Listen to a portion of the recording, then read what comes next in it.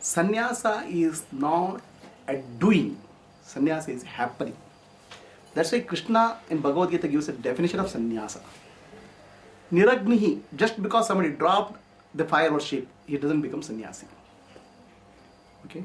Sannyasi is a state of the mind, not a state of life, not a way of life. It so happens that state of mind and state of way of life can match. Okay? A sannyasi is happening when the mental bondages are dropped naturally. Okay. Now, what is sannyasa, which people take sannyasa, is a lifestyle. It's a lifestyle. Don't confuse lifestyle with the state of the mind. Okay. It's not recording? Recording. It's going on. Lifestyle, I want to live a lifestyle where I don't have any commitment. That's a lifestyle. Okay. I don't have any commitment which forces me to do something. I will have a lifestyle, minimalistic lifestyle. That's a lifestyle. Okay. Now that lifestyle and state of sannyasa, don't mix it up. Sannyasa is a pure state of the mind.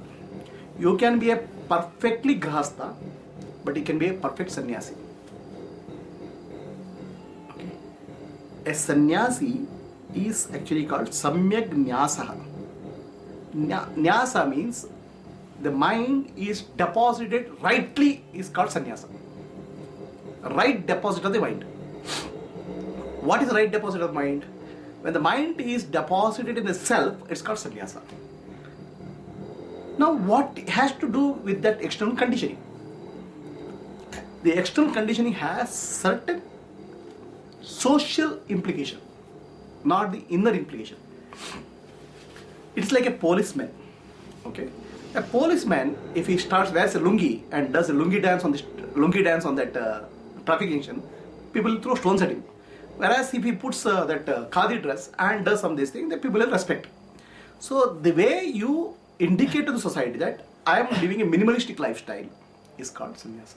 That's way of life. So then what will happen? People will say, okay, this guy is living a minimalistic life, let me give something to him so that he can survive. So your survival needs are taken care by the society. For that you have a way of living. That's one thing. Now what you do with that extra time you get, because your whole effort is going in survival. What do you do for extra time in that? The extra time you do in study, contemplation of Veda and Upanishad. Okay, that's supposed to be so. In earlier days, in Vedic tradition, sannyasa is taken after Upanishad study. Then what will you do? After 16 years of study, then only he takes sannyasa. It's not sannyasa is taken before that. Already he is educated about Veda and Upanishad. Then he takes sannyasa. So now, a person who has not educated, he takes a sannyasa and he does the education. So it also becomes a way of life where he is committed to education. Like a student is committed to this thing. Okay. It has nothing to do with the realization. Realization is your inner state of consciousness.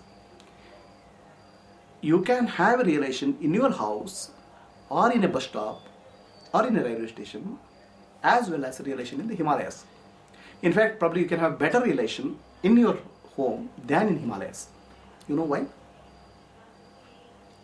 What is realization? What is meant by realization? It's dropping of the ego. Now, dropping of the ego, does it have, you have to go to the Himalayas and drop? It's like height will matter, is it? Drop from a height of, 20,000 feet, it will drop and get shattered, is it? Then why people say Himalayas? Go drop of the Himalayas and drop the ego. It will die, is it?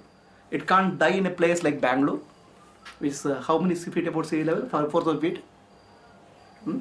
Some 4,000 feet above sea level. Does it make a difference for the ego to 4,000 feet above the sea level versus 20,000 feet above sea level? Okay, it doesn't matter. It is actually dropping of the ego. Okay. Now, dropping of the ego has certain issues. What is the issue is primarily, for example, ego, the presence of the ego, you should become aware. The presence of the ego, you become aware. only when you share your life with somebody. That's why the marriage is the best place, a frying ground for the ego. Before marriage, what will happen? You are a pampered kid.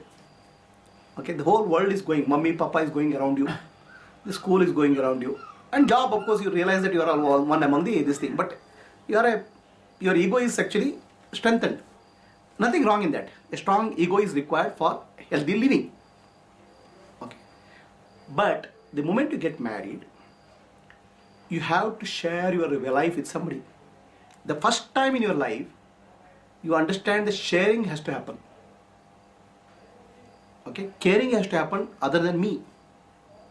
That's why in earlier days, marriage is considered as one of the Shodasha Samskaras. It's a purification process. Okay, and the greatest advantage of marriage is the moment ego gets bloated up, there's somebody to puncture it. Ego may not be destroyed, but at least some pin puncture somebody can do. And please understand, your ego, whatever bloating of ego, is noticed very well by husband and wife because they're very close. The smallest variation they can notice. They may not have the wisdom to annihilate the ego, but they have at least recognize the ego that will happen. And some sign will happen. Okay, the moment your ego gets bloated, the sound of the vessels will become increased. Or little bit salt will be less. Ask salt, then dada or salt.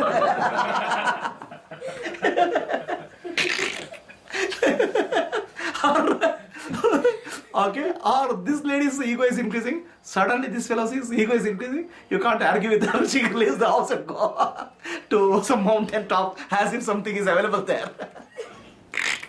Then he gets understanding, okay, this is slightly better, even the ego is getting fried at house with that ghee and roasting happens, it's slightly better place to, house is a better place to be in. Okay, so the ego, one good thing about ego is it requires once in a while puncturing. The puncturing can happen at home, which is the best puncturing, very deep surgical pain. Or you go to office and you say, I am the best person, I am the topmost smartest guy. And there are 10 smart guys who are sitting on that. Like, I am most intelligent, there are some 50 guys who are playing politics. So the ego understands its limitation very quickly in a social environment. Okay. Whereas in sannyasa, the ego gets bloated. Take the case of a young kid, 8-year-old kid. His horoscope is looked at. And this is sannyasa yoga. And you make that guy a sannyasi. Okay, I'm not speaking of very evolved souls who took sannyasa by own their choice. Whether Shankaracharya, Madhvacharya. They are so evolved. It's just what I'm saying, sir. It's just a life for them. I'm speaking of the normal practice today. So that guy has a horoscope. You make them Bali sannyasi. Now this fellow doesn't understand anything about life. He has no clue about life. Suddenly people come and fall at his feet. And he has no exposure to life. Okay. So he's isolated from society. Then what happens to the ego? And there's nobody to puncture that ego. Okay. The notion of the self gets distorted. Okay. So that's about the typical practice today I'm saying. The other practice is that somebody takes a sannyasa. Okay. The concept of sannyasa is I leave my house, wife and go. So that was possible in 18th century. Why no? There's no process of divorce there. Leaving the house has become a pain. Okay, headache. So leave the house and go. Now the modern clean process are there, called something called divorce.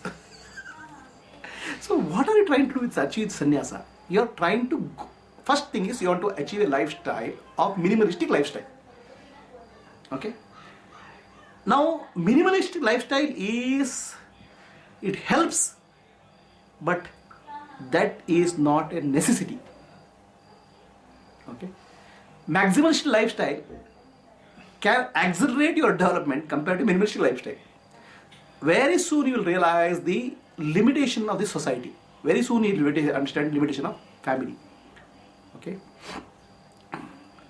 The sex, the primary urge for human being is to do something, achieve something. That limitation you find in the society very quickly. Okay. And what I'm saying is not, I'm speaking of people who are already evolved, okay, getting evolved. For them, very soon they understand the limitation of achievement and success when they do something in the then at home, the sex, the abundance of availability of sex by itself reduces the interest in sex. Whereas in case of people who are not mature for sannyasa, the deprivation of sex increases the urge for sex. And it leads to deep disorder in the personality of such a person. And please, I'll put another under this thing. I'm not speaking of very evolved souls. For them, sannyasa happens. I'm speaking of the people who take sannyasa as a lifestyle. Okay. There are institutions like Ramakrishna Mission and all. Before somebody takes the sannyasa, they have to be practice brahmacharya for 12 years. Then they are observed and then sannyasa is given. Then there are places where haphazardly sannyasa happen. Somebody becomes sannyasi for whatever reason. The child is taken as sannyasa when he is not mature enough to take decision. All those things are distorted practices. So what happens is that in an environment where ego is brushing with other egos day in and day out, you get bruised, you get hurt. Okay, but what happens is that you become aware of the ego much sooner than which can happen in isolation. The availability of sex reduces the interest in sex, whereas deprivation of sex causes so much of distortion in the minds of the people who is deprived. The flip side is there. You can get addicted also. I'm speaking of the person, not of this person. I'm speaking a person who is really becoming mature. Okay. The flip side is always there. Whereas sannyasi can become more evolved, whereas grahastha can become more trapped. I'm not speaking of that. What I'm saying is the circumstances will facilitate your evolution. It's like a frying pan. Sannyasa, what will happen is, bulk of the sannyasa people who have taken who are not mature, they'll get into so much of distorted mindset. The mind become split personality. Outside they have one view and inside they have another view. I'm telling not from theory, okay? I know people who have taken sannyasa. I know closely, and what happens there in personality, I know. Okay?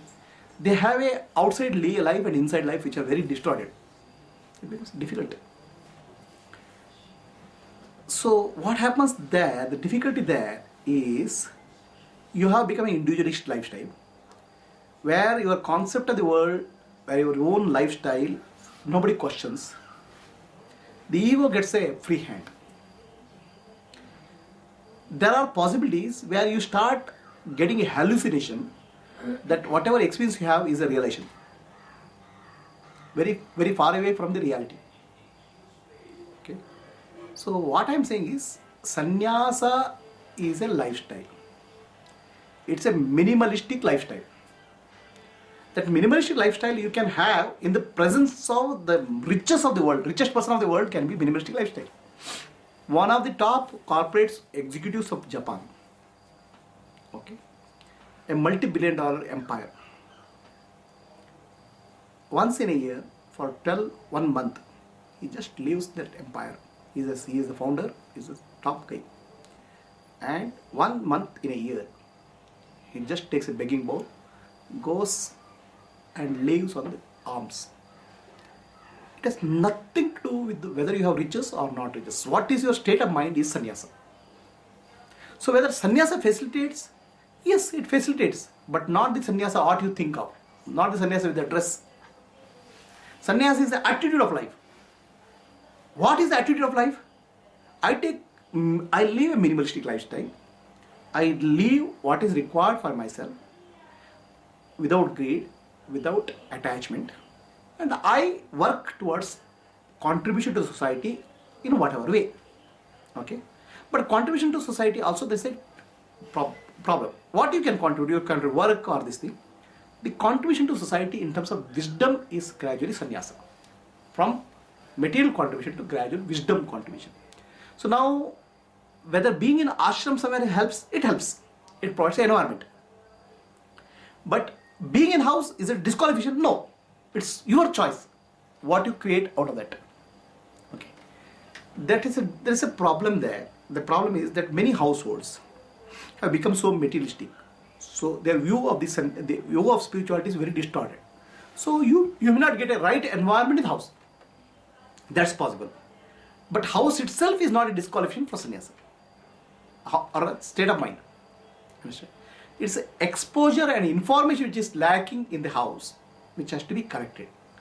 Then sannyasik in the house or sannyasik in the forest, doesn't make a difference. If sannyasi who is in the forest, who is not well versed, who is not wise enough, is just a messed up case. I'll tell you an example, which actually I have personally faced. Multiple examples, because I have seen multiple people, not one. There is one ashram here, where the ashram conducts activity for the children, summer camp. Okay, the children are taken. Some 200 children come. The Swamiji who is in charge has to take care of the children for 2 weeks. Morning to evening they are there. Okay.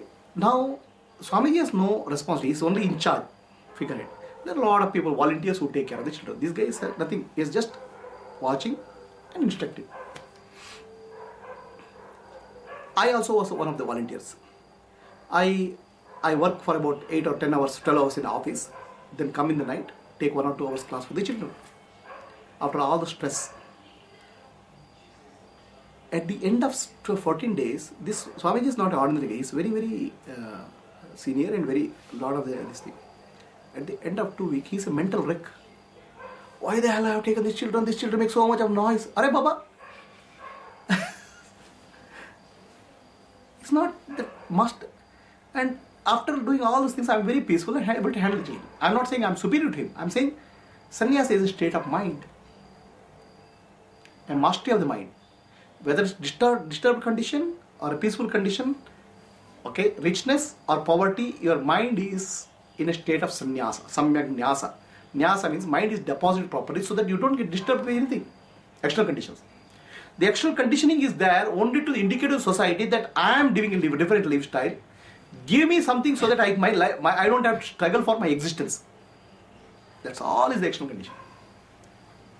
Right? A sannyasa which is taken without a proper mental state can be a disastrous life. The mind can get distorted. A sannyasa which is taken with a proper conditioning of mind can be a facilitator. Now, how many people have the proper conditioning of mind? Is the question. Now, a person has a proper conditioning of mind and need not take formal sannyasa. So now, what is your question?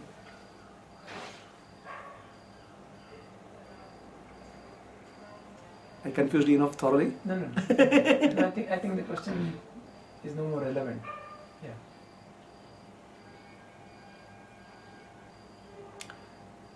Lot of wrong practices have crept in the name of religion and spirituality without understanding the essential deeper meaning.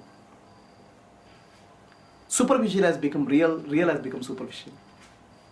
Sannyasa is not a dress. Sannyasa is a state of the mind. You can be in the midst of riches, you can be midst of family, you can be midst of wealth, woman, power, still you can be sannyasi.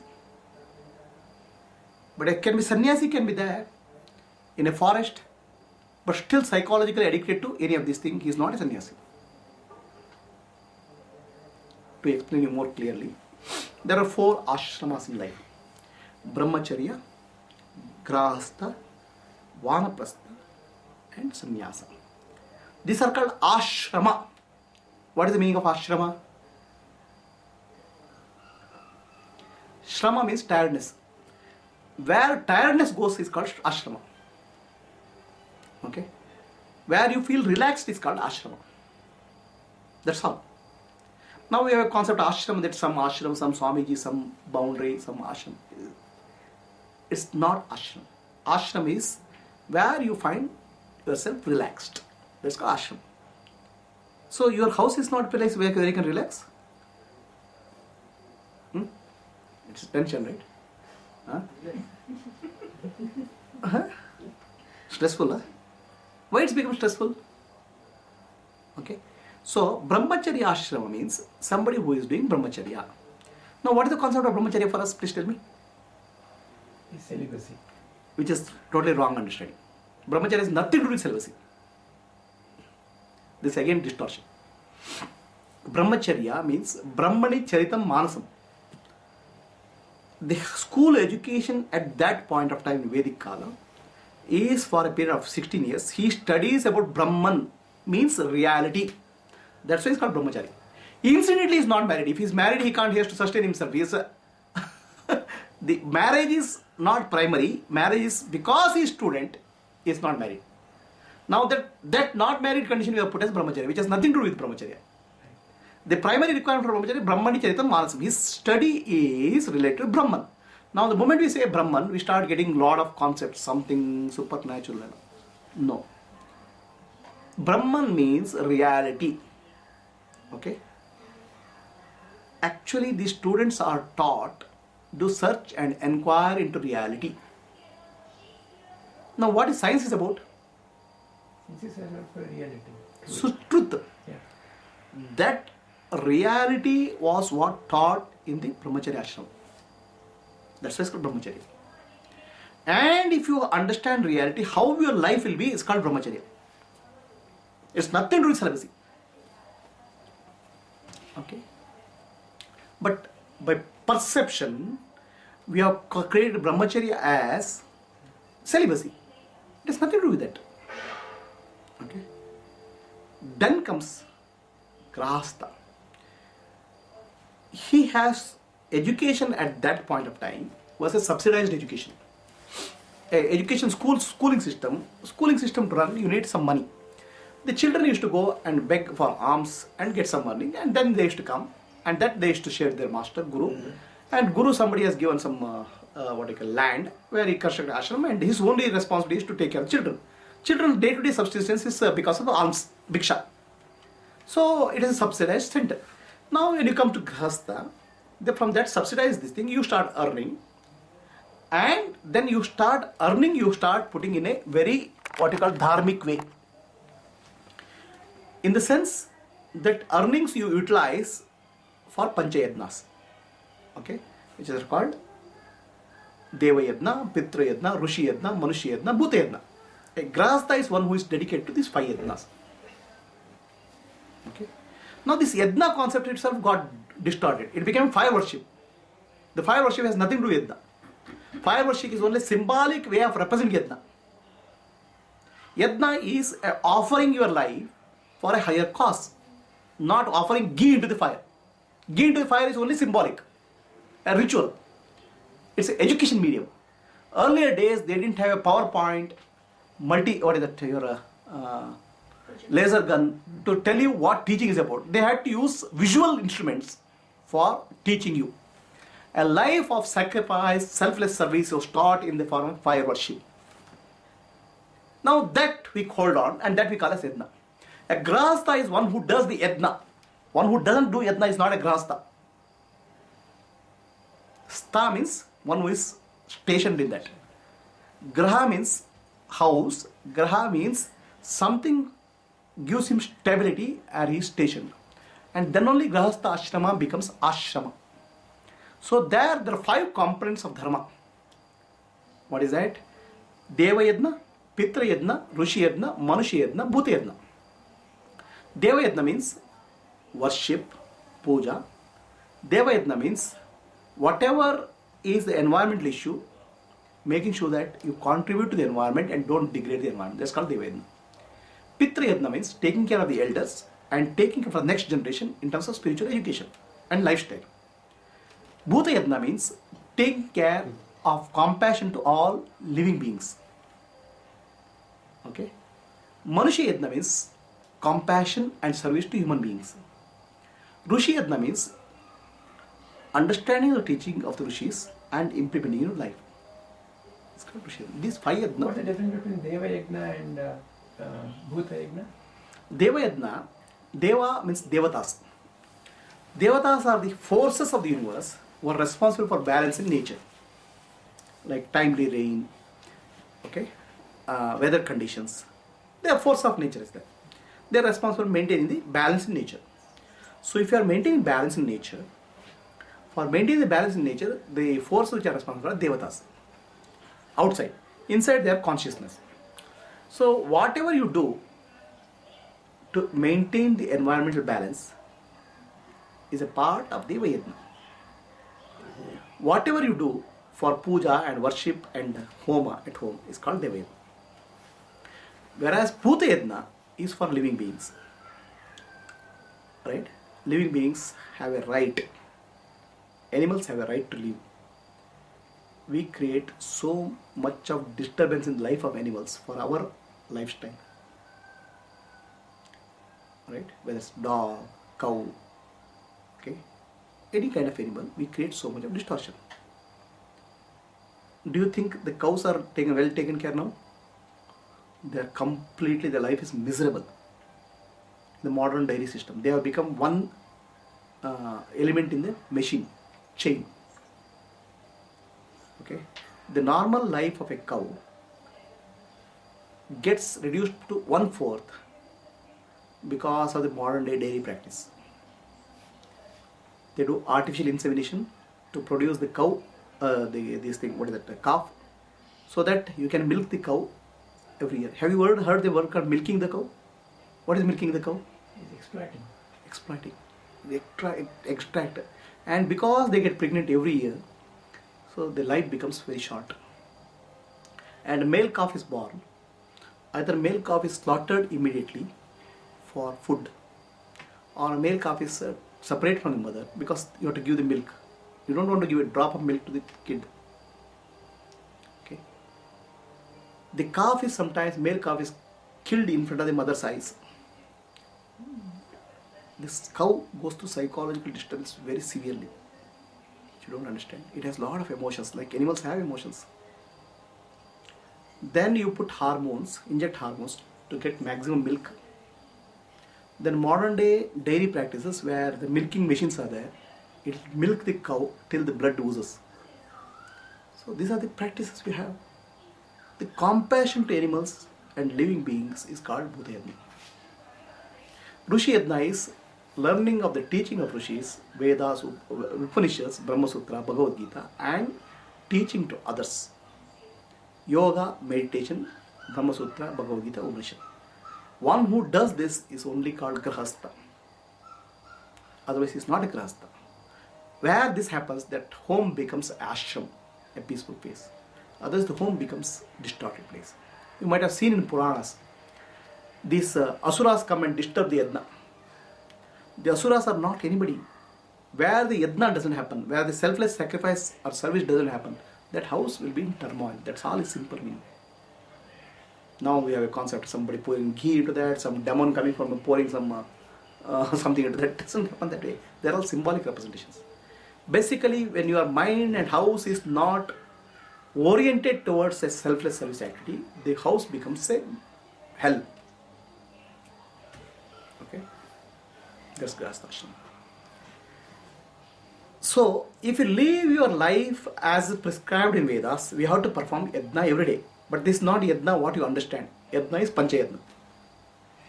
Then comes, you have to do your earning. Livelihood you have to earn. Grahastha's responsibility is to earn.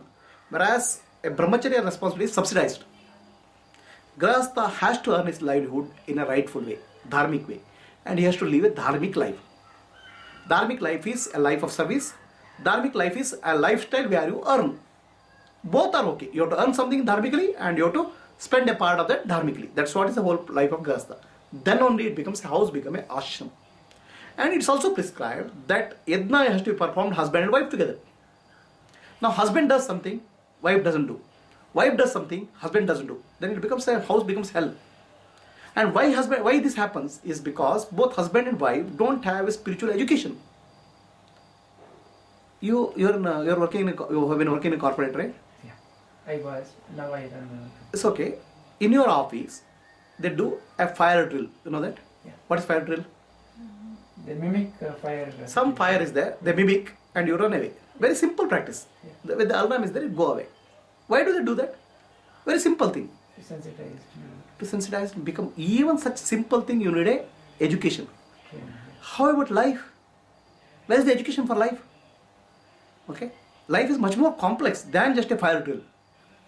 If education for life is not there, life itself becomes fire. That education for life is called ashrama dharma. Where is the education there? There's no education. Then comes to next stage of life, is called vanaprastha. Brahmacharya is subsidized, grahastha is your earning and spending and some amount of saving. What you do saving becomes the vanaprastha. That's called retired life in present day. Now it's called vanaprastha because you go to the forest. It means you go away from the city, away from your commitments. Why is that so? Because even when you are in the city or when you are in the social environment, you will get pulled into many things, whether you want it or not. Okay, so that moving away from that so that you don't get disturbed. Now where is vanaprastha? Where is retired life? Let's tell me. Watching TV, newspaper, and many of the people in the vanaprastha has become slaves for their grandchildren. I have to be there because my grandchild wants it. What's happened to your evolution?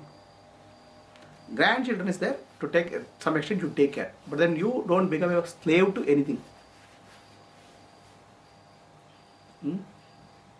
Now what all things happens in the vanaprastha today? The parents are mistreated, ill-treated because parents don't have the right income.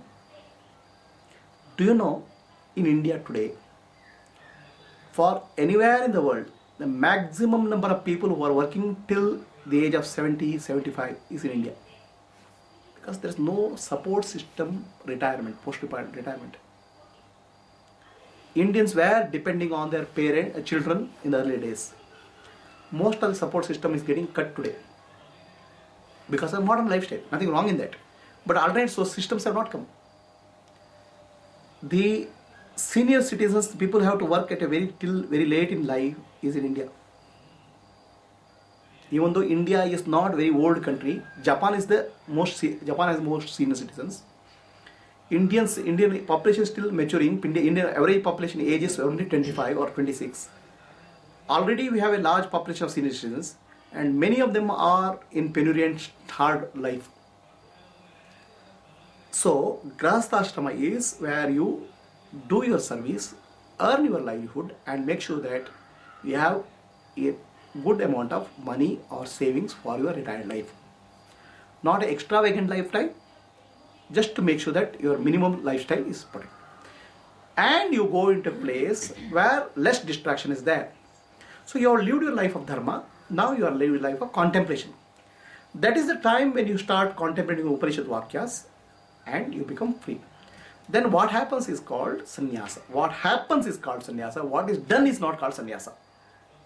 It's a maturity of life. Okay. Sanyasa is Samyagnyasa. Now what has happened, his responsibilities have come down in society. His family responsibilities have come down. Then he is not, all responsibilities taken care.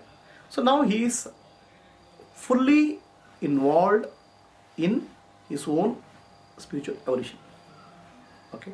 So now what has happened is in the process you see, he has done proper study in the Brahmacharya Ashrama. There is a proper spiritual education given, very thorough. Okay. And in Grahastha Ashrama he is exposed to society, environment, which is a lot of politics, everything is there, and he has understood the nature of that. In Vanaprastha he has come out of that. In Sannyasa he is fully mature. Okay. Now somebody skips these stages. Will he have that maturity? Will he have that evolution? Depends on what they are born with, isn't it? What I'm saying is, I'm not speaking of the people who are evolved. What I'm saying is people who are not evolved. Yeah, so they may miss one part of the experience. And that is a very big problem. Correct. Okay? Correct. Very big problem. And the gap cannot be filled. Correct. Right? So that's what happens to the many modern day people. I'm not making a universal statement, I'm saying distortions. Okay. So sannyasa is a gradual evolution from brahmacharya, grahastha, vanaprastha. So that way some ashrams or some systems, for example, Vishishtadvaita, they insist that before sannyasa, somebody who is a grahastha only can take sannyasa. Okay? You have to experience life, working, family, and then you have to be able to come out. That's called sannyasa. That's the way. That's the prescribed way in some places where they take Bali sannyasa also. There I am saying, somewhere some aspects of life gets pushed out for the child. And that cannot be picked up. It has to be all-round maturity, not a forced maturity. Okay? Natural maturing of the mind is called sannyasa. Now, this was what is called Vedic system. Your question was in that context, sannyasa. Now, there sannyasa is a maturity of life. Okay? Will it facilitate? It has already maturity. Life has maturity has come. Right? It may come to somebody for at the age of 30, somebody may come at 25, somebody may come at 60. But unless that maturity is there is no sannyasa. Okay? He may be in the midst of the business, but then he can be still sannyasi. There are actually. In reality there are. Okay? In the midst of this whole political world, and there are really sannyasis who are there. But they don't wear a saffron dress. They are there. But then if your question is about saffron dress, I have to say nothing to do with sannyasa. It's only a social status. Okay? Sannyasi, if it's mental status, then there are a lot of sannyasis who may be in responsible position. Okay? And I'm not denying that there are sannyasis who with saffron dress also. Ramana Maharshi was not a sannyasi in that sense. He is not a sannyasi. He didn't wear a saffron dress. Nothing. Yeah. Right? Okay. Kabir Das was not a sannyasi. He is a grahastha. Okay. So coming to that's sannyasa. Now let us take the modern day distortion.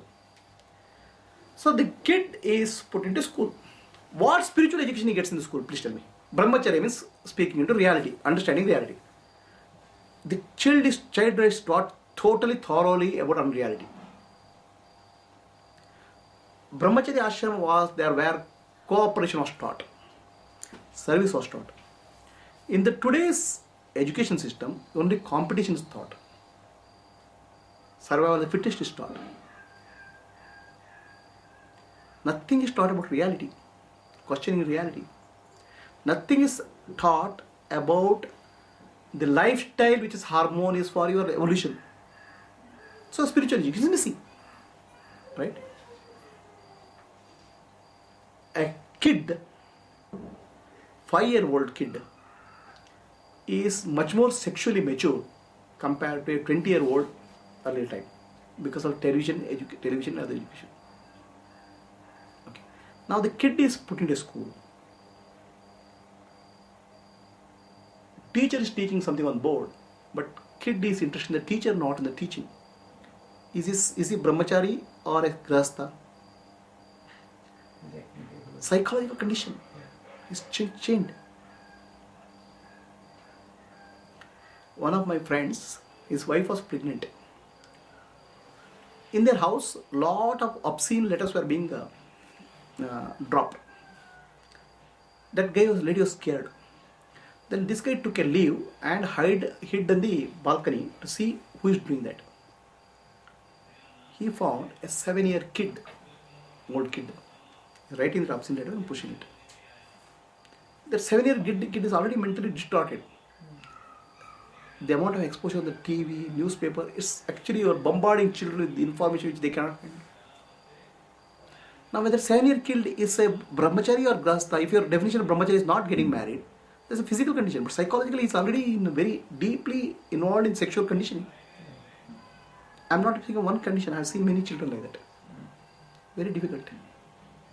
Okay. So the earlier concept of brahmacharya and grahastha is completely distorted today. The brahmacharya is the education where they're not married, they don't have spiritual education.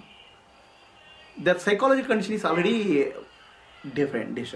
And grahastha, a person gets married. And where is the marriage here today? Sex and money. Other than where is yadna? There's no concept of yadna.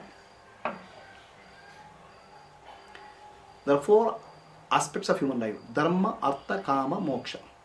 Grahastha ashram is supposed to be dharma, artha, kama. Dharma, artha, kama. These 3 are focus of grahastha ashram. Dharma is missing. Artha and kama is only there.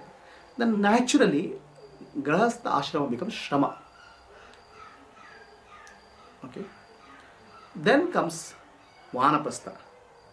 Vanaprastha, when person doesn't have spiritual education and the family has not led a proper life, what Vanaprastha he can have? It's completely distorted Vanaprastha.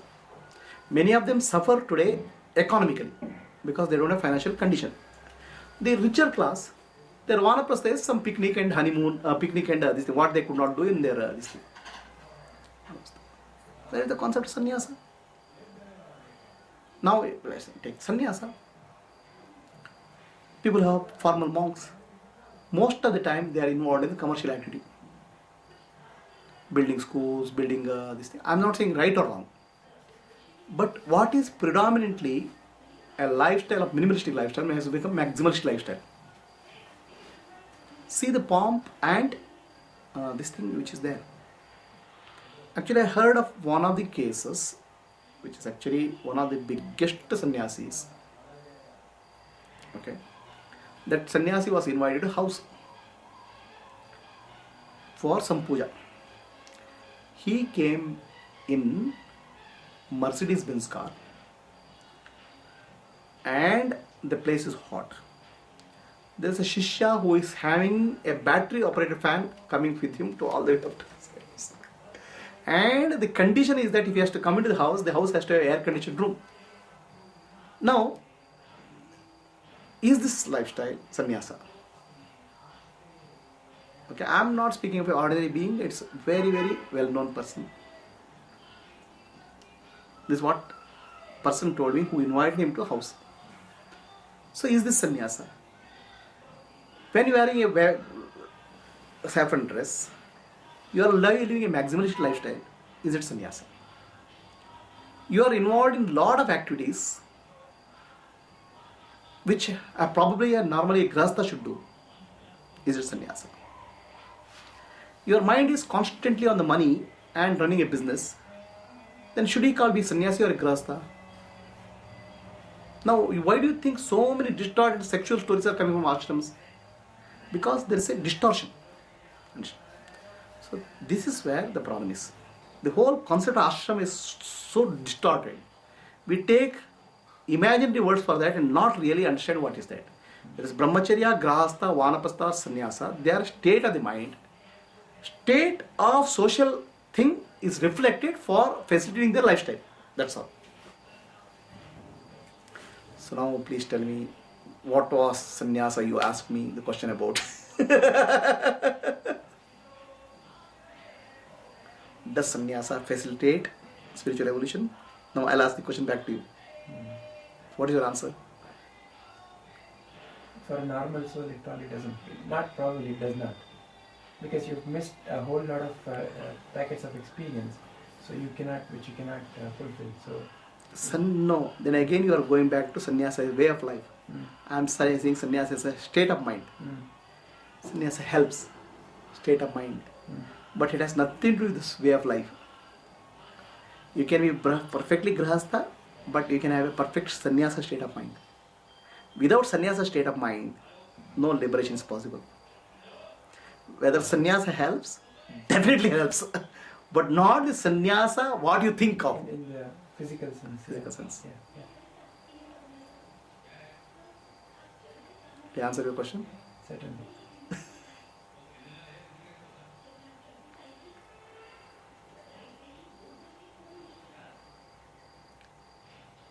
So what has happened is lot of distortion has crept in any of the teachings. Unfortunately, the teaching has become a role of formal monks. Their perception of life, which is distorted, also comes into teachings. A teaching is the responsibility of grahastha, not a sannyasi. A teaching has to have relevance to life. As somebody who is away from life cannot teach. That's the problem of today's distorted worldview. I have a totally contrary view to the what traditional understanding of spirituality.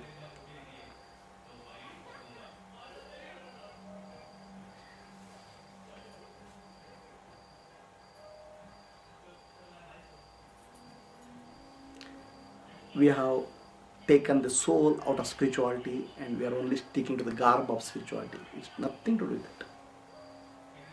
So in a sense, I'm not denying the sannyasa ashrama.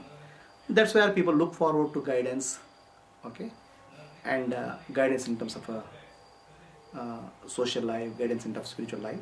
There are people who are doing good job about that. I'm not speaking of that. I'm speaking of why corruption is there in the sannyasa ashram. For every one good, there are 4 negative characters which have got in. Distortion has happened because of this wrong understanding of life. And that's true everywhere. All aspects of life is corrupted. So that's also sannyasa.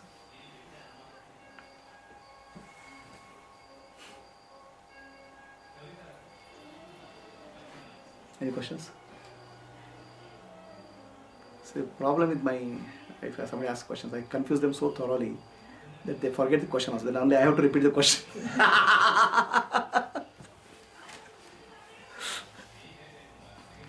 No, I don't think. Sannyasa is a prerequisite for liberation, but not sannyasa as a lifestyle. Sannyasa is an attitude of life. That I agree. Without sannyasa, nobody can get liberated. But not this sannyasa as a dress.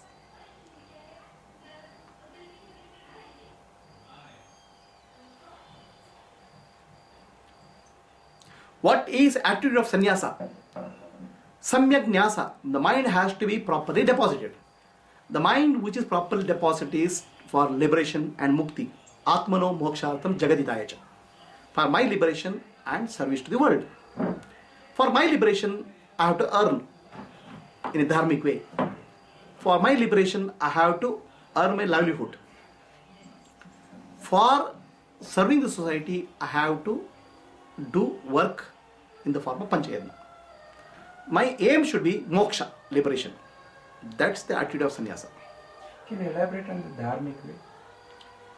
What is dharma? Question is, what is dharmic way? What is dharma? My understanding is something that is sustainable. Dharayati iti dharma. Dharma is one which protects you. Dharma which sustains you. Okay. So, dharma, the literal word of dharma means nature. Okay, nothing to do with religion. So, example is fire burns. That's the nature of fire. Okay. Water cools. That is the dharma of water. Inherent nature of anything is called dharma. Under any circumstance, inherent nature is exhibited. Then what is the nature of human beings? What is the dharma of human beings? Seeking liberation. What is dharma of human beings? The human beings compared to any animal or anything in nature, each of them has a predefined role and they perform it very consistently and uniformly. Right? The sun shines, sun shines. Sun doesn't say that one day I'll take rest. It is like that. Fire burns, fire burns. Okay? The nature, all elements perform their dharma because they don't have a choice. Only at human being level, the choice comes. Okay? The choice comes because the different roles they can play. You can be an officer, you can be a businessman, you can be merchant, you can be what you call ashrama dharma, varna dharma. Ashrama dharma means for your living, you have to perform different roles.